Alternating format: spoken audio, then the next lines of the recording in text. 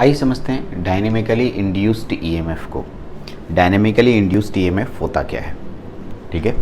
तो चलिए इसको समझते हैं। डायनेमिक्स, अभी थोड़ी देर पहले मैंने बताया था कि डायनेमिकली इंड्यूस्ड ईएमएफ होता क्या है, डायनेमिक्स में क्या करते हैं। तो दो हम लोग के पास इंड्यूस्ड ईएमएफ है दो टाइप से, एक हो गया स्टैटिकली और एक हो गया डायनेमिकली। तो डायनेमिकली में मैंने आपको बताया मोशन, बिना मोशन के इंड्यूस्ड ईएमएफ जनरेट नहीं होगा। इसी को समझते हैं और इसका पूरा डेरिवेशन हम लोग यहाँ पर करते हैं और ये इम्पॉर्टेंट है, अच्छे से देखिएगा इसको। कहता है यदि मेरे पास कोई कॉइल है, या इसी को आप अपनी भाषा में सर्किट बोलते हैं या कॉइल भी बोलते हैं, और इस कॉइल के साथ मैंने एक गैल्वेनोमीटर लगा दिया है जो कि करंट के प्रेजेंस को बताएगा, ठीक है। क्या बनाया मैंने? गैल्वेनोमीटर, ठीक है। ये कॉइल है, ढेर सारे टर्न मैंने बनाए हैं इसमें। अब मैं एक मैग्नेट यहाँ पर लेके आऊँगा, ठीक। और इस मैग्नेट का दो पोल होगा, नॉर्थ पोल साउथ पोल। जब मैं मैग्नेट को इस कॉइल के पास रखूँगा, ठीक है, सिर्फ स्टैटिक पोजीशन पे रखा हूँ, ये जो निडल है अपने बीच वाले पोजीशन यानी जीरो पोजीशन पे ही रहेगा, इधर उधर नहीं मूव करेगा, ठीक है। लेकिन जब इस मैग्नेट को उस डायरेक्शन में या इस डायरेक्शन में, इधर या इधर, इसे आगे पीछे बोलते हैं, उधर ले जाना आगे, इधर ले जाना पीछे, अंग्रेजी में बोलते हैं to and fro motion, to and fro motion. तो ये जब मैग्नेट को आगे की ओर या पीछे की ओर ले जाएंगे, ठीक है, तो इस कॉइल के अंदर, इस कॉइल यानी इस तार के अंदर एक ईएमएफ जनरेट होता है, इसे हम लोग इंड्यूस्ड ईएमएफ कहते हैं, ठीक है। ये हमने पीछे भी पढ़ाया है। तो जब भी कोई मैग्नेट किसी कॉइल के पास टू एंड फ्रो मोशन करता है तो इस कॉइल में एक ईएमएफ जनरेट होता है, इसे कहते हैं इंड्यूस्ड ईएमएफ। दूसरा बात, सर ईएमएफ क्यों जनरेट हुआ? तो मैंने आपको बताया था कि ये जो मैग्नेट है, इस मैग्नेट से मैग्नेटिक फील्ड निकलता है, देख रहे हैं, नॉर्थ से निकलता है साउथ में इंड होता है, नॉर्थ से निकलता है साउथ में इंड होता है, नॉर्थ से निकलता है साउथ में इंड होता है। जब इस मैग्नेट को आप मोशन में लाइएगा तो मैग्नेटिक फ्लक्स इस कॉइल के साथ लिंक होगा, जुड़ेगा, ठीक है। जितना ज़्यादा मोशन, जितना ज़्यादा नज़दीक लाइएगा उतना ज़्यादा फ्लक्स लिंक होगा। हाँ, इसको हमेशा मोशन में ही रखना है। तो जितना ज़्यादा फ्लक्स लिंक होगा उतना ज़्यादा इंड्यूस्ड ईएमएफ जनरेट होगा। दूसरा बात, एक लड़का बोला क्या इस मैग्नेट की वेलोसिटी पर इंड्यूस्ड ईएमएफ निर्भर करेगा? क्वेश्चन को ध्यान से सुनिएगा। क्या ये मैग्नेट का वेलोसिटी, वेलोसिटी का मतलब गति, तेजी से, ठीक है, क्या इंड्यूस्ड ईएमएफ पे, इंड्यूस्ड ईएमएफ जनरेट कितना होता है उस पर निर्भर करेगा? तो हाँ, निर्भर करेगा, ठीक है। कैसे निर्भर करेगा? तो मैंने चैप्टर उधर लिखा है, देखिए, magnitude of dynamically induced EMF. मैं उसको पूरा डिराइव करके पूरा फॉर्मूला निकाल के दिखाऊंगा, ठीक है। आइए, तो मैं अभी पढ़ाने जा रहा हूँ, उसका नाम है डायनेमिकली इंड्यूस्ड ईएमएफ। इसको फिर से एक बार धीरे धीरे समझते हैं। ये जो मैग्नेट है, ये मैग्नेट यहाँ पर आपके पास मूव कर रहा है, इस कॉइल के पास लाएंगे और मूव कराएंगे तो इसमें एक इंड्यूस्ड ईएमएफ जनरेट होगा। दो बातें इसमें हैं, या तो कॉइल को स्थिर रखिए, सॉरी मैग्नेट को स्थिर रखिए, कॉइल को मूव कराइए, ये पहली बात हुई, या मैग्नेट को मूव कराइए, कॉइल को स्थिर रखिए, ये दूसरी बात हुई, ठीक है। दोनों में से कोई एक बात आपको करना है, यानी मूविंग मोशन में रहना चाहिए कोई एक चीज़, या तो कॉइल या तो मैग्नेट। इन दोनों के मोशन से जो फ्लक्स लिंकिंग होगा, समय के साथ फ्लक्स लिंकिंग होगा। समय के साथ का मतलब समय जैसे जैसे बीतता है वैसे वैसे फ्लक्स कितना ज़्यादा या कम लिंक हो रहा है, उसी के अकॉर्डिंग इसमें इंड्यूस्ड ईएमएफ जनरेट होता है। मान लो कि यहाँ पर अभी मैग्नेट है और अभी मान लिया दो ही फ्लक्स लाइन लिंक हो रहा है, ठीक। अब तुम मोशन में लाया यहाँ तक तो ज़्यादा फ्लक्स लाइन लिंक हुआ, लेकिन लाने में तुम धीरे धीरे धीरे धीरे लाया, यहाँ तक लाने में तुमको 3 सेकंड का समय लग गया, करेक्ट। लेकिन अगर मैं तुरंत ले आऊँ तो 1 सेकंड का समय लगा। तो यहाँ पर समय भी निर्भर करता है। डिस्टेंस ट्रेवल तो करा रहे हो, साथ में समय कितना लगा रहे हो, कितना तेज घुमा रहे हो। तेज घुमाओगे तो कम जल्दी जल्दी होगा ना सर, मतलब मूवमेंट तो समय पर भी निर्भर करता है, ठीक है। इसलिए flux per unit time d∅dt induced EMF का फॉर्मूला हुआ था। तो ये दोनों में से किसी एक को मूवमेंट कीजिएगा तो इंड्यूस्ड ईएमएफ। लेकिन यहाँ पर डायनेमिकली इंड्यूस्ड ईएमएफ इसका नाम इसलिए पड़ा क्योंकि इसमें, ठीक है, ये या ये कोई एक मोशन में रहता है, कोई एक मोशन में रहता है। या तो ये मोशन में रहेगा या तो कोई ये मोशन में रहेगा, दोनों में से कोई एक मोशन में रहेगा। इसी को कहते हैं डायनेमिकली इंड्यूस्ड ईएमएफ। क्या बोलते हैं हम लोग? Dynamically induced EMF. क्या था? Change in the magnetic flux linking with the particular coil or the circuit by its motion relative to magnetic field. ये पहला बात हुआ, यानी यहाँ पर सर्किट या कॉइल को मोशन में कर रहे हैं मैग्नेटिक फील्ड के रेस्पेक्ट में। दूसरा देखिए, और या बाय मूविंग मैग्नेटिक फील्ड, मतलब मैग्नेट को मूव कराएंगे with respect to stationary coil. इसको हम लोग, तो यहाँ पर एक इंड्यूस्ड ईएमएफ जनरेट होगा। इसी इंड्यूस्ड ईएमएफ को हम लोग क्या बोलते हैं? Dynamically induced EMF. डायनेमिकली घूमना, मूव करने के कारण जो ईएमएफ जनरेट होगा उसे डायनेमिकली इंड्यूस्ड ईएमएफ कहेंगे। अब एक लड़का पूछता है कि सर डायनेमिकली इंड्यूस्ड ईएमएफ कहाँ हम लोग देखते हैं? तो देखिए, हमारे घरों में मोटर चलता है, देखे होंगे मोटर, या जनरेटर देखे होंगे। मोटर और जनरेटर में मोस्टली जहाँ मूवमेंट का पार्ट आता है, घूमने की बात आती है, वहाँ पर जैसे पंखा, मोटर, ठीक है, जनरेटर, बहुत सारा जगह ऐसा है जहाँ पर मोशन दिखता है। तो वहाँ पर, ठीक है, इस तरह के डायनेमिकली इंड्यूस्ड ईएमएफ की बात होती है। अंदर में डायनेमिकली इंड्यूस्ड ईएमएफ हो रहा है। चलिए, अब ये तो हो गया सर डायनेमिकली इंड्यूस्ड ईएमएफ। थोड़ा सा समझे हम लोग, ठीक है। यहाँ मोशन कर रहे हैं सर, मोशन, इधर भी मोशन कर रहे हैं, इधर भी और इधर भी, दोनों डायरेक्शन में मोशन रखेंगे तो यहाँ पर एक इंड्यूस्ड ईएमएफ जनरेट होगा। क्या होगा?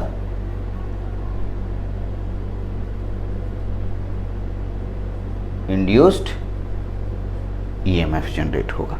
यहाँ तक ठीक है। चलिए, तो अब हम लोग देखने जा रहे हैं मैग्नीट्यूड कैसे निकालते हैं इसका।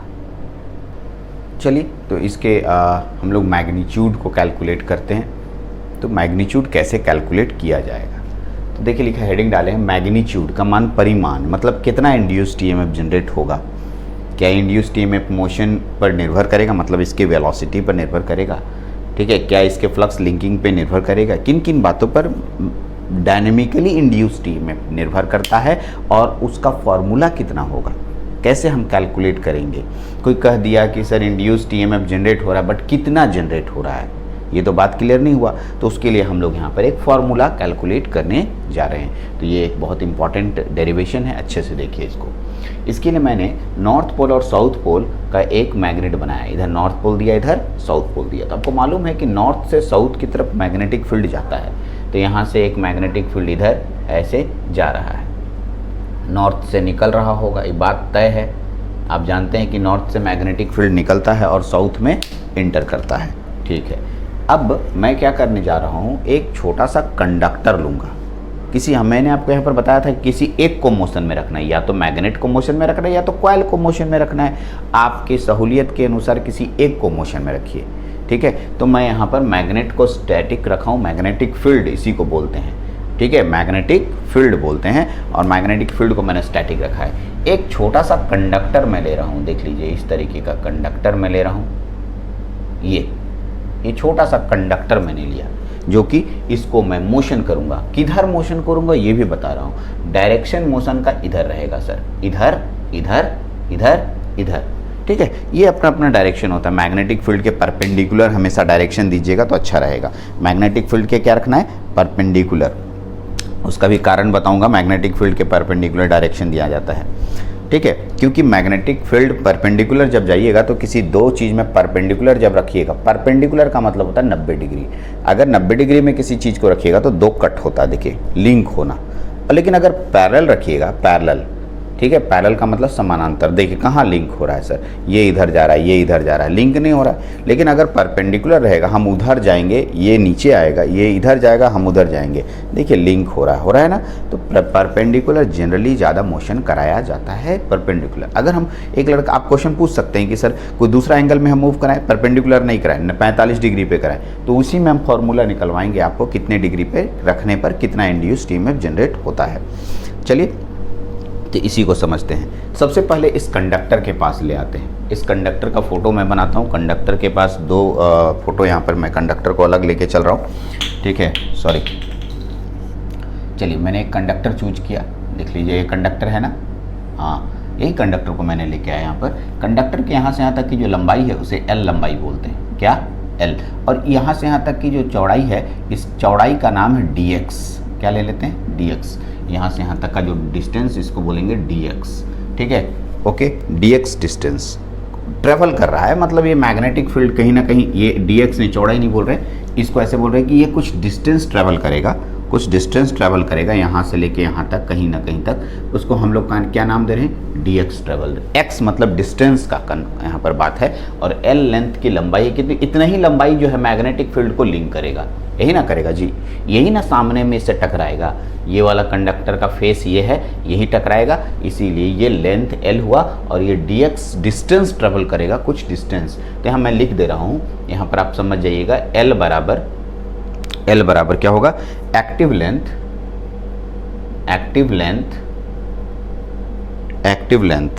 ठीक है, ऑफ कंडक्टर। एक्टिव लेंथ इसलिए बोलते हैं क्योंकि ये पर्टिकुलर सामने वाला पोर्शन इस फ्लक्स के साथ जुड़ता है, लिंक होता है या कट होता है, जो आप बोलें इसको, ठीक है। यहाँ पर जो आपके पास dx डिस्टेंस है, इसको भी लिख लीजिए, dx हो गया स्मॉल, ठीक है,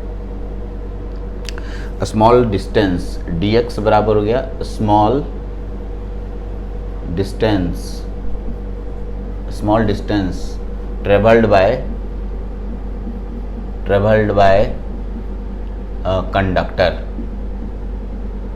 कंडक्टर के द्वारा स्मॉल डिस्टेंस ट्रेवल किया गया, ठीक है। आइए इसमें ये जो आपके पास मैग्नेटिक फील्ड है, इस मैग्नेटिक फील्ड की डेंसिटी को B मानते हैं। B मैग्नेटिक फील्ड डेंसिटी पढ़ें, फ्लक्स पर यूनिट एरिया, ठीक है, B को कहते हैं मैग्नेटिक फ्लक्स डेंसिटी, ओके। और एक आता है मैग्नेटिक फ्लक्स, हाँ, एक और शब्द इसमें जनरेट होगा V मतलब क्या होता है, वेलोसिटी बोलते हैं, मतलब किस गति के साथ इसको मूव करा रहे हैं आप। मान लिया मैं इसको v वेलोसिटी के साथ मूव करा रहा हूँ, ठीक है, क्योंकि आपको मैंने बोला था कि गति इस पर निर्भर करेगा, इसलिए v को यहाँ पर कहेंगे वेलोसिटी ऑफ, ठीक है, कंडक्टर को मूव करा रहे हैं v वेलोसिटी के साथ। तो मैंने अपने इस पूरे फॉर्मूले में जो जो टर्म आगे यूज करूँगा उसका नोटेशन पहले ही मेंशन कर दिया है, ताकि मैं जब डेरिवेशन करने लगूँ तो आपको ये एहसास हो जाए कि हाँ इसका मतलब क्या होता है। तो एक है L, एक है dx, एक है b और एक है v। चारों को अच्छे से नाम को समझिए, चारों कहाँ दिख रहा है उसको समझिए, और ठीक है, ये डिस्टेंस यहाँ से यहाँ तक dx डिस्टेंस होगा। मान लिया यहाँ से यहाँ तक का डिस्टेंस को dx लेके चल रहे हैं, dx डिस्टेंस ट्रेवल करेगा। तो क्यों dx ले रहे हैं सर, dx क्यों, x क्यों नहीं ले लिए? तो बाबू क्या होता है ना, फिजिक्स में छोटा पोर्शन से कैलकुलेट किया जाता है। जब आप इंजीनियर हो, आपको तो एक छोटा सा काम दिया नहीं जाएगा, बड़े बड़े इंडस्ट्री में जाओगे, वहाँ पर बहुत बड़ा बड़ा, तो उतना सारा काम एक साथ तो दिखाओगे नहीं, उतना का एक्सपेरिमेंट। तो हम लोग क्या करते हैं, वही एक्सपेरिमेंट, सेम एक्सपेरिमेंट एक छोटे से स्केल में कर लेते हैं। छोटा सा स्केल का मतलब, मान लिया मेरे को बहुत बड़ा मैग्नेटिक फील्ड वाला काम करना है, तो वहाँ पर उतना सारा कैलकुलेशन में बहुत समय लगेगा, तो एक छोटा सा पोर्शन हम ले लेंगे, छोटा सा पोर्शन का कैलकुलेशन कर लेंगे, और छोटा सा कैलकुलेशन हो जाएगा तो बाकी जब छोटे से पोर्शन का कैलकुलेशन हुआ तो बाकी पोर्शन का भी कैलकुलेशन उसी तरीके से होगा, सब जगह तो सेम है। तो इसलिए dx लेते हैं, dx एक छोटा डिस्टेंस हुआ, ठीक है, और इसी को हम लोग आगे चल के dx हटा देंगे तो लॉन्ग डिस्टेंस हो जाएगा। ठीक, चलिए यहाँ तक, इसलिए dx लेते हैं। बहुत जगह बहुत सारे फिजिक्स में dx प्रयोग किया जाता है, बहुत सारे कैलकुलेशन में dx का काम आता है। चलिए आगे बढ़ते हैं। ठीक है, तो अब इसके बाद हम लोग डेरिवेशन स्टार्ट करते हैं। चलिए सबसे पहले इस बात को बताइए कि ये जो कंडक्टर है कितना एरिया स्वैप्ट किया, मतलब कितना एरिया कवर किया। मान लिया कि ये कंडक्टर यहाँ रखा हुआ है, ये L डिस्टेंस है, यहाँ से लेके यहाँ तक का डिस्टेंस मैंने कितना दिया है, dx। हाँ जी, यहाँ से लेकर यहाँ तक का डिस्टेंस मैंने कितना दिया है, dx डिस्टेंस। ठीक है, अब मैं यहाँ खड़ा हूँ, ठीक है, मेरा L लंबाई है, ठीक, और मैं यहाँ चला जाऊँगा इतना दूर। ठीक है, तो मेरा जो डिस्टेंस ये चला और मेरी जो लंबाई हुई, लंबाई गुना चौड़ाई करेंगे तो क्या निकलता है, एरिया। तो यहाँ पर लिखेंगे एरिया, देखिए यहाँ से नाउ। ठीक है, नाउ मैं लिखते जा रहा हूँ एक एक करके। ठीक है, area covered by conductor, area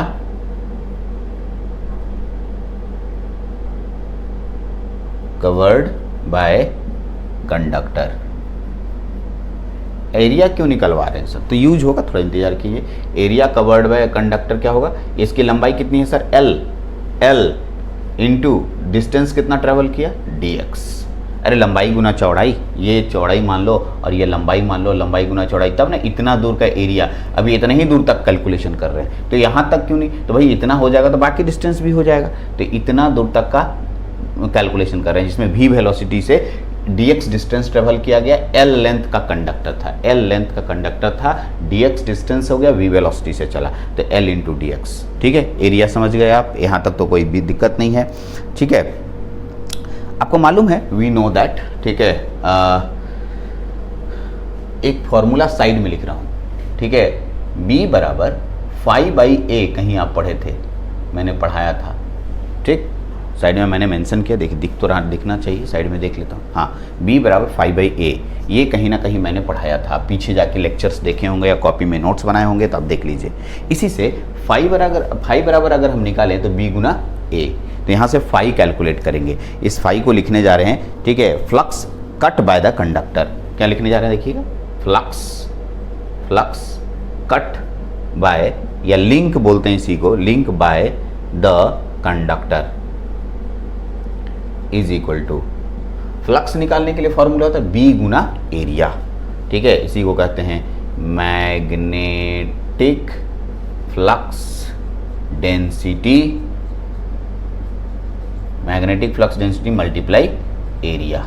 ठीक, अब आइए, मैग्नेटिक फ्लक्स डेंसिटी को क्या बोलते हैं, b इंटू एरिया। एरिया आप निकाले हुए हैं, क्या निकाले हुए हैं, L into L multiply dx, याद कीजिए। और फ्लक्स का फॉर्मूला क्या होता है, फ्लक्स को नोटेशन क्या करते हैं, फाई से। यहाँ तक क्लियर है, फाई भी निकल गया। सर एरिया क्यों निकाले थे, इसी के लिए निकाले थे, क्योंकि जब आप फ्लक्स कैलकुलेट करने जाइएगा तो एरिया का जिक्र होगा, इसलिए मैंने एरिया निकलवाया। उसके बाद फ्लक्स निकाल दिया, b गुना इतना होता है। यहाँ तक में कोई प्रॉब्लम तो नहीं होना चाहिए आपको। ठीक है, अब आते हैं हम लोग इंड्यूस्ड ईएमएफ की तरफ। ठीक है, आपको इंड्यूस्ड ईएमएफ का फॉर्मूला क्या होता है, नाउ। ठीक है, इंड्यूस्ड ईएमएफ निकालते हैं। Now according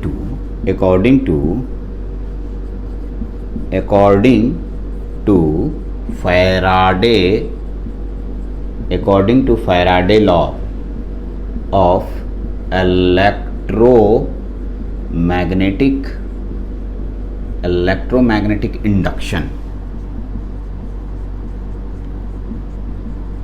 the induced EMF H कितना होगा, देखिए E बराबर, ठीक है, E बराबर, याद कीजिए E बराबर फॉर्मूला कितना होता है, रेट, E बराबर फॉर्मूला होता है रेट ऑफ चेंज ऑफ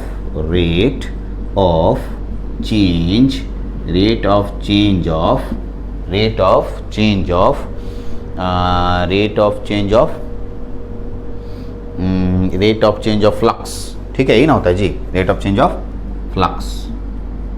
ठीक है, rate of change of flux. ठीक है, इसी को हम लोग लिखते हैं E बराबर rate of change of flux.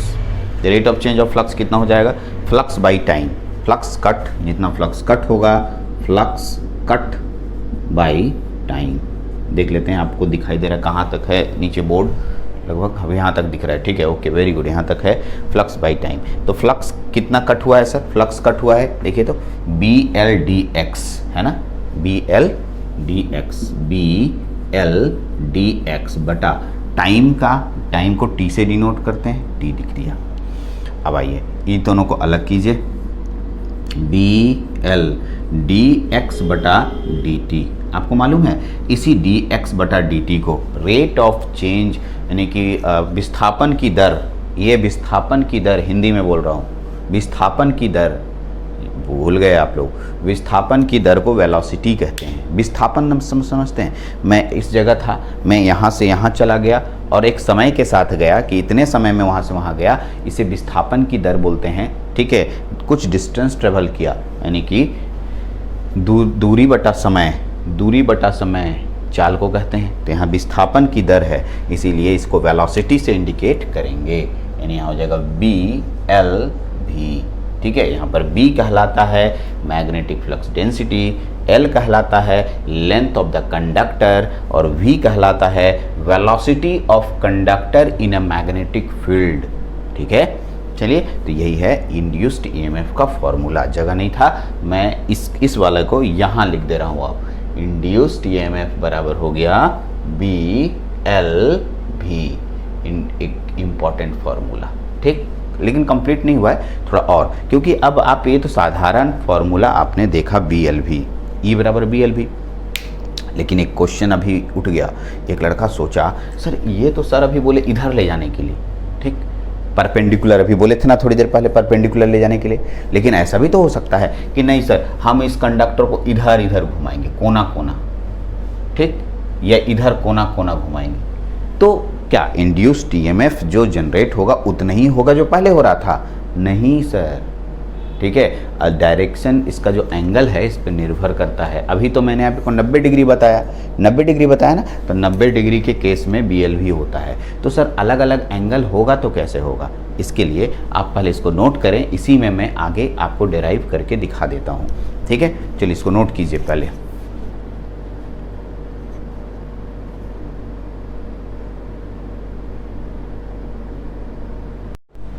चलिए तो एक और देख लेते हैं कि सर क्या लिखेंगे हेडिंग, व्हेन, ठीक है, conductor move in magnetic field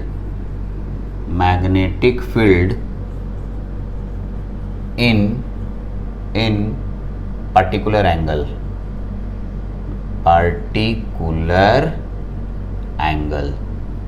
मतलब कुछ कोण बनाकर ये घूम रहा है। तो वही फोटो वहाँ वाला बनाए हैं हम, ठीक है। ये कंडक्टर हुआ, ये इस एंगल में वेलोसिटी जा रहा है, यानी कि मैं जो कंडक्टर था इस कंडक्टर को ऐसे ऐसे ना घुमाकर ऐसे ऐसे कोना कोना घुमा रहा हूँ, ऐसे में कितना इंड्यूस्ड EMF जनरेट होगा। तो आपको इसके लिए हमको मैकेनिक्स वाले सर से थोड़ा हेल्प लेना होगा, ठीक है। आप मैकेनिक्स पढ़े हैं तो वहाँ पर आपको कंपोनेंट तोड़ने के लिए सिखाए हैं सर, है ना। चलिए, तो हम लोग को इधर मोशन जाना चाहिए, ये देखिए एक मोशन इधर जाएगा और एक मोशन इधर होगा, दो मोशन आपको बताया गया होगा, और ये बीच का पॉइंट है, तो यहाँ से ऐसे आप लेंगे और यहाँ से ऐसे, तो ये जो एंगल इससे नापा जाएगा। देखिए ये एंगल इससे भी, यहाँ भी है, भी जो है एंगल कुछ एंगल बना रहा है, भी जो है कुछ एंगल बना रहा है, ठीक है। ये इसके साथ, ये फ्लक्स के साथ कितना एंगल बनाएगा, ये वेलोसिटी, इसको देखा जाता है। फिर से फ्लक्स ये है हमारा, है ना, फ्लक्स के साथ पहले कितना एंगल बन रहा था सर, तो फ्लक्स ये था, ठीक है, फ्लक्स ये था और आपका मोशन ये था, ठीक है। तो दोनों कितना डिग्री बन रहा था, 90 डिग्री।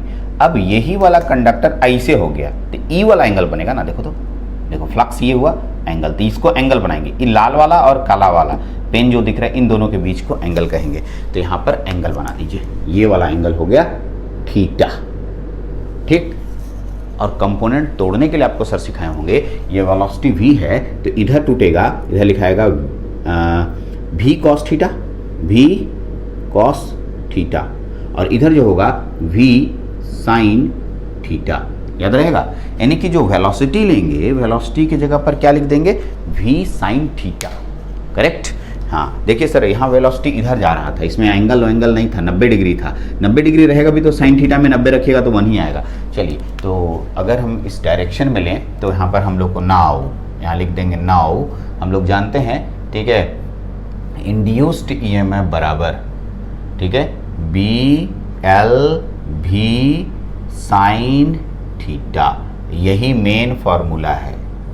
ठीक है, अगर हम इसको नहीं भी लिखाते, डायरेक्ट यही लिख समझाते तो भी सही हो जाता, और लास्ट में ये बोलते कि देखो फ्लक्स उधर जा रहा है, सॉरी फ्लक्स नीचे आ रहा है और मोशन उधर वाला 90 डिग्री बन रहा है, तो दोनों के बीच में 90 डिग्री, तो 90 डिग्री जब तुम यहाँ रखोगे साइन 90 का मान 1 हो जाता है, तो BL भी आता। लेकिन मैं उल्टा थोड़ा पढ़ाया, पहले इसको डिराइव कराया फिर ये फार्मूला, लेकिन मुख्यतः इसी फार्मूला का उपयोग ज़्यादातर सब जगह होता है। लेकिन वहाँ पर एंगल मेंशन नहीं रहे क्वेश्चन में तो आप मान के चलोगे 90 डिग्री ही बोल रहा है।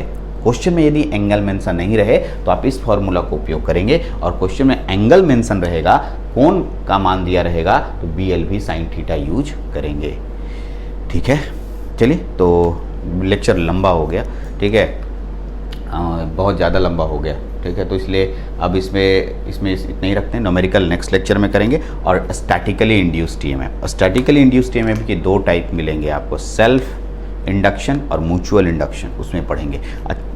वो 1 या 2 लेक्चर 3 लेक्चर और लगेगा, ट्रिपल ई में जल्दी हो जाएगा। चलिए, तो इस लेक्चर में इतना ही रखते हैं, नेक्स्ट लेक्चर में मिलेंगे। Thank you very much.